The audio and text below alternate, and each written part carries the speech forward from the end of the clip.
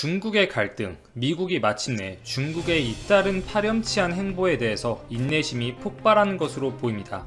추천, 구독 한 번씩만 부탁드리면서 오늘의 방송 들어가 보겠습니다. 트럼프 대통령과 마이크 폼페이오 국무장관을 필두로 중국에 대해서 강도 높은 워딩을 쏟아내고 있는데요. 이번 방송에서는 미국이 최근 중국에 대해 쏟아내고 있는 각종 초강도 규제 조치들, 언론에서 잘 다뤄지지 않는 세 가지 내용에 대해서 말씀드리도록 하겠습니다. 우선 사건의 발단은 최근에도 지속되고 있는 중국의 기술 유출 의혹입니다. 미국은 지속적으로 중국 공산당과 연루된 것으로 추정되는 중국 유학생이나 연구 인력들이 미국 내에서 군사, 안보, 의료, 산업, 각종 분야를 가리지 않고 기술을 탈취해 간다고 주장을 하고 있는데요. 미국이 결국 참다가 폭발한 것은 이번에 세계를 강타했던 중국발 바이러스 감염증에 대한 백신 개발 연구가 세계적으로 한창 진행 중에 있는데, 이러한 백신 개발과 관련된 연구 결과를 중국에 몰래 빼가고 있던 것이 아니냐, 이렇게 미국이 의심한 데에서 출발했습니다. 이에 대해서 미국은 강력한 분노를 표출하면서 중국에 대해서 극단적인 조치를 내린 것인데요. 표면적인 이유로는 국가 안보와 국민 보호를 위해서 휴스턴 주재 중국 총영사관 폐쇄 결정을 내렸습니다. 영사관 폐쇄는 시사하는 바가 아주 크죠. 미국과 중국이 수교하기 시작한 1979년 이래 발생한 초유의 사태라고 볼 수가 있고, 국교 단절 직전 단계의 강력한 외교 조치로 평가를 할 수가 있습니다. 물론 그동안 중국의 행태에 대해서 미국이 이렇게 분개하는 것은 어찌 보면 당연하다고 볼 수가 있고, 이러한 기술 유출, 부적절한 탈취, 훔치기 등을 통해서 중국의 기술, 산업이 성장해 왔었고, 미국을 위협할 정도로 발전한 것은 중국 국민들 빼고 세계의 많은 사람들이 알고 있고 동의하는 부분이라 볼 수 있습니다. 이 시점에서 미국이 강도 높은 대중 압박 카드를 꺼낸 것은 트럼프 대통령의 재선이 얼마 안 남은 상황에서 선거 전략에 일환일 수도 있겠고, 이 바이러스 사태로 전 세계적으로 반중 감정이 거세지고 있는 상황 속에서 이러한 시류를 틈탄 미국의 전 세계 여론 조성의 목적으로도 해석이 되고 있습니다. 그러나 역사적으로 미국은 이 본인들의 지위, 패권에 도전하는 국가들에게는 철저히 짓누르는 행보를 보여왔었기 때문에 결국 중국을 옥죄할 수밖에 없는 입장이라고 볼 수가 있습니다. 그것이 조 바이든 후보자가 당선되던 트럼프 대통령이 재선에 성공하던 말이죠. 이 영사관 폐쇄, 이러한 미국의 초강력 조치에 대해서 중국도 마찬가지로 불편한 감정을 드러내면서 쓰촨성, 청두 주재, 미국 총영사관 폐쇄를 요구하면서 맞불을 놓았습니다. 미국과 중국의 이 강대강 대치가 출구를 찾지 못한 채 마치 반도체 업계에서 치킨 게임을 보는 것처럼 극한의 충돌 양상으로 치닫고 있는 형국인데요. 최근 미국의 고위 관료들은 공식 인터뷰나 대외 발표에서 중국이라는 표현을 잘 사용하지 않아요. 중국 공산당이라고 칭하고 있습니다. 폼페이오 국무장관뿐만 아니라 케일리 매커넨이 백악관 대변인 역시 중국을 중국 공산당으로 명명하기 시작했습니다. 또한 주목해볼 점은 이 폼페이오 장관과 크리스토퍼 레이 FBI 국장을 포함한 미국 고위 관료들이 시진핑 국가 주석에 대한 호칭을 바꾸고 있다는 것인데요. 그동안 미국은 시 주석에 대해서 이 프레지던트로 불렀지만 최근에는 제너럴 시크리터리, 총서기로 부르는 빈도수가 급증했다고 합니다. 자, 어떠한 의도가 함축되어 있을까요? 폼페이오 장관이 이러한 시진핑 주석의 호칭 변화를 주도하기 시작했는데, 그는 사실 중국에 대해서 반감을 대놓고 표출하는 인물은 아니었습니다. 2018년 아르헨티나에서 개최되었던 G20 정상회담 당시에도 시진핑 주석이 함께한 실무 만찬에 참석해서 영광이라는 표현을 사용했고, 이 장관 취임 후에 중국 방문 당시 시 주석과 생산적 미팅을 하게 되어 감사하다, 이렇게 언급을 했어요. 그러나 올해 들어서 폼페이오 장관은 시 주석을 총서기로 지칭하기 시작했습니다. 자, 우리가 알고 있는 프레지던트, 어떠한 의미입니까? 우리가 영어 사전을 찾으면 나오는 프레지던트의 의미는 대통령이죠.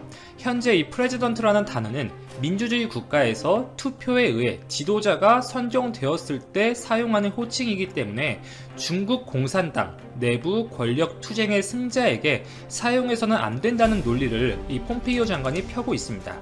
일리가 있는 부분이라고도 볼 수가 있죠. 심지어 이번 캘리포니아 주에서 있었던 연설 도중 시진핑 총서기는 이미 배척된, 파산한 전체주의 이념의 진정한 선봉자라는 강도 높은 비판을 하기까지 했습니다.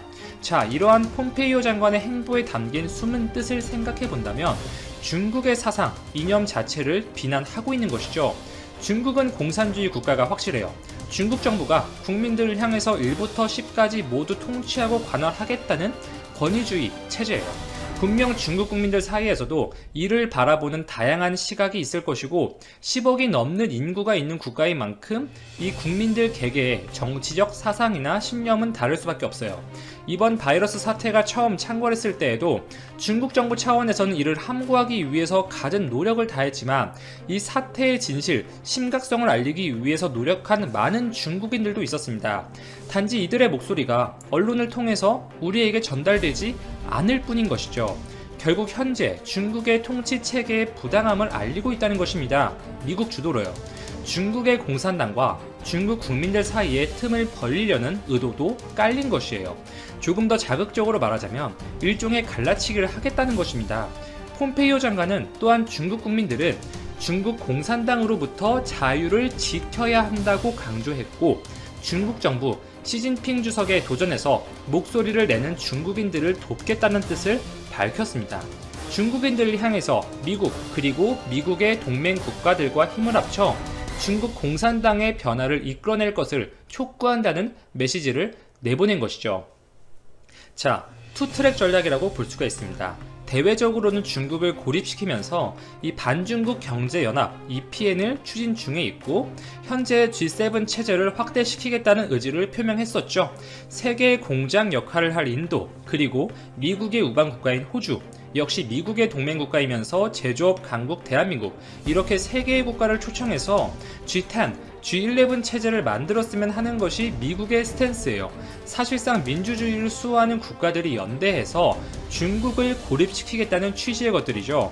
그리고 중국 대내적으로는 중국의 국민들과 정부 사이의 갈등을 유발하고 부당한 중국 정부의 조치들에 대해서 국민들이 깨닫고 국민과 정부 사이의 균열을 발생시키게 하면서 외우 내환, 외부에서도 내부에서도 중국 정부가 수세에 몰릴 수밖에 없는 상황을 몰고 가고 있는 것입니다.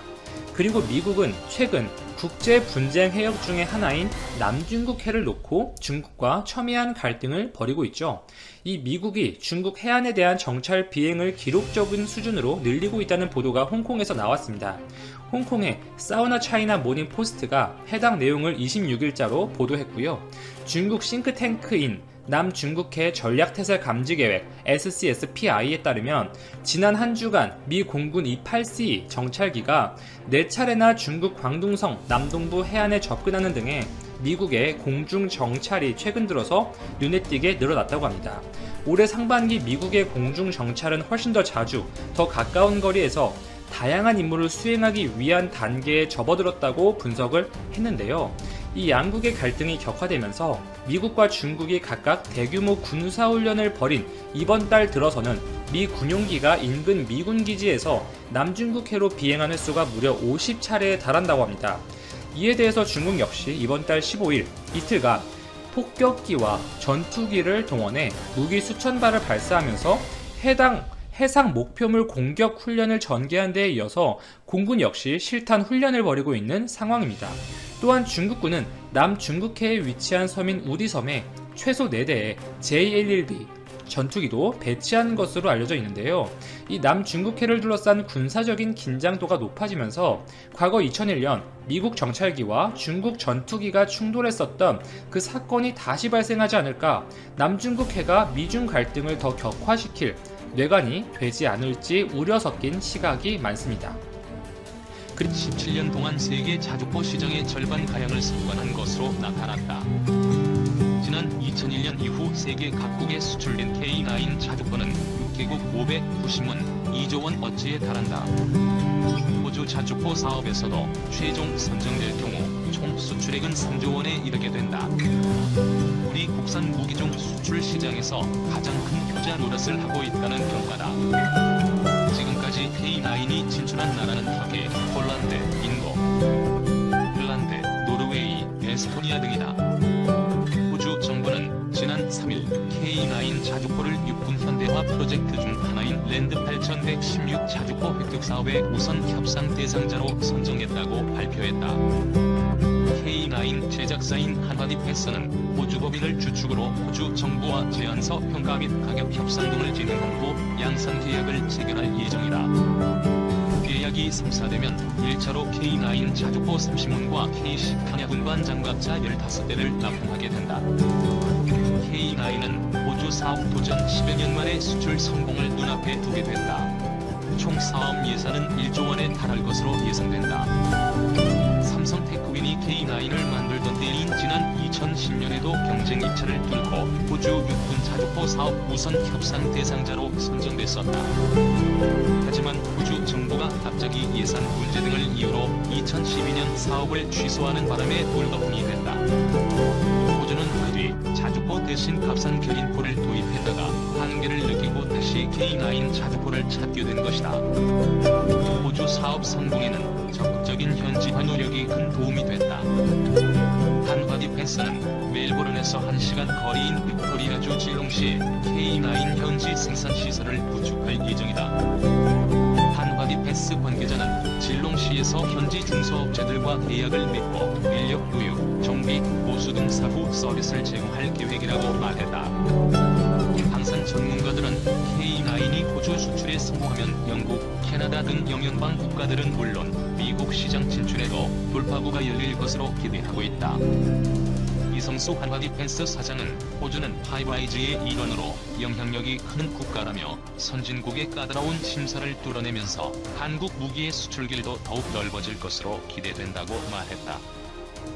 K9은 국방과학연구소와 한화디펜스 등이 90년대 말 개발한 육군의 주력 자주포다. 1100여 문이 실전 배치됐고 연평도 포격 도발 등 실전에도 투입됐다. 자동화된 사격 통제 장비, 포탄 이송 및 장전 장치를 탑재했다. 15초 이내에 최대 3발, 3분 동안 연속 18발을 사격할 수 있어 신속하게 적을 제압할 수 있다. 길이는 12m, 중량은 47톤, 최고 속도는 시속 67km다. 길이 8m에 달하는 52구경장 155mm 포를 장착하고 있다. 1문당 가격은 40억에서 50억 원이다. K군은 지난 2010년 연평도 포격 도발 때 6문 중 2문이 북한 포사격 충격으로 인한 전자회로 장애 등으로 작동을 하지 않았다. 그럼에도 세계 수출 시장에서 잇따라 승전고를 올리며 화려한 부활에 성공한 것이다. 그래서 불량 논란에 휘말리기도 했다. 세계적 권위를 인정받는 스톡홀름 국제평화연구소 자료에 따르면 K9은 지난 2000에서 2017년 세계 자주포 수출 시장에서 절반 가까운 48%를 차지하며 압도적인 1위를 차지했다. 2018년 기준으로 총 572문이 수출돼 독일 PZH-2000, 프랑스 카이사르, 중국 PZ-45를 크게 앞섰다. 독일 PZH-2000은 발사 속도 등 일부 성능에서 K9보다 우위에 있는 세계 최강의 자주포로 평가받아 왔지만 PZH-2000의 1문당 가격은 130억 원으로 K9의 2배가 넘는다. 수출 실적에선 K9에 크게 뒤진 것이다. K9이 세계 자주포 시장의 절반을 석권한 비결은 뭘까? 우선 수출 대상국의 상황과 요구에 맞는 맞춤형 수출 전략이 결정적인 역할을 했다는 평가다. 핀란드 수출의 경우 예산이 부족하자 새 자주포의 절반 가격으로 한국군이 쓰던 중고 K9을 정비해 수출했다. 중고 K9의 수출은 처음이었다. 우리 육군에서 사용한 지 12년이 지나 전면 정비를 해야 하는 자주포를 핀란드에 수출하고 우리 육군에는 신형 자주포를 공급하는 방식이다. 핀란드와 우리 육군 모두에 도움이 되는 새로운 윈윈 모델을 만든 것이다. 이중고품 수출 모델은 핀란드 수출에도 활용됐다. 방산 강국인 폴란드의 특성을 감안한 것이다. 폴란드에는 차체만 수출되고 있다. 폴란드는 K9 차체에 자체 생산한 포탑을 장착한 신형 자주포를 도입하고 있다. 중국에 맞서는 군사 강국인 인도에는 메이크 인 인디아 정책에 부응해 현지에서 생산하는 방식을 택했다. K9 초기 인도군 신문은 우리나라에서 인도에서 생산됐고 나머지 90문은 인도 서부 마하라슈트라주 푸네 인근 팔레가오니 LT 공장에서 한화 디펜스의 기술 지원을 받아 생산 중이다. 인도 정부의 제조업 활성화 캠페인 메이크 인 인디아에 따라 전체 부품의 50%는 인도에서 조달된다. K9 바지라는 K9 천둥 자주포를 인도의 더위와 사막지형 등을 고려해 개량한 것이다. 인도에서 생산된 K9은 바지라로 불린다. 지난 2018년 인도 방산 전시회에선 나렌드라 모디 인도 총리가 K9 바지라에 직접 올라가보며 관심을 표명해 화제가 됐다. 수출 추진 과정에서 국방부와 방위사업청, 육군, 현지 대사관 등의 적극적인 지원도 회사 및 제품에 대한 신뢰도를 높여 도움을 줬다. 육군은 해외 시험 평가 및 국제 전시회 마케팅에 필요한 K9 자주포를 적극적으로 빌려줬다. K9 자주포가 2017년 10월 미국 워싱턴에서 열린 방산 전시회에 참가해 처음으로 이번토 상륙에 성공할 수 있었던 것도 육군의 지원 덕택이었다. 제작 공정 자동화를 통한 원가 절감, 빅데이터 활용한 품질 개선 등도 K9 수출 경쟁력을 높이는 데 역할을 했다. 하지만 K9이 세계 자주포 시장에서 살아남고 추가 수출에 성공하려면 해결해야 할 과제도 적지 않다. 우선 가격 경쟁력을 떨어뜨리고 있는 기술료를 없애거나 면제 기간을 연장할 필요성이 제기된다. 기술료는